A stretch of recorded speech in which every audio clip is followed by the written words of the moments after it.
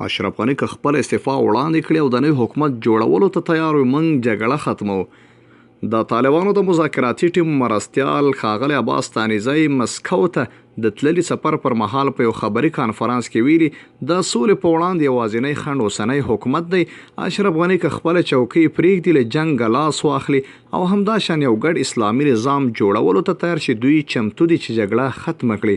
نوموړی وایي امروز اگر اشرف غنی از جنگ دست برداره و بگه که ما استعفا میدم و حکومت جدید را به خاطر صلح قربانی بده، ما حاضر هستیم که با حکومت جدید به خاطر مذاکره میگیم. همداشان ښاغلی ستانیزي په خپلو خبرو کې ویلي دوی له امریکا سره شوې توافقنامې ته ژمن دي، خو په وینا مقابل لوری له دې توافقنامې سرغړونه کړې ده. ستانیزي د طالبانو او القاعده ترمنځ د روابطو په هکله ویلي امریکایانو دوی ته د القاعده یا بلې ډلې په هکله هیڅ اسناد نه دي وړاندې کړي چې د دوی او د القاعده ترمنځ روابط وي. دی وایي نه هم د طالبانو صفوفو کې هیڅ بهرنی اتباع شتون نه لري.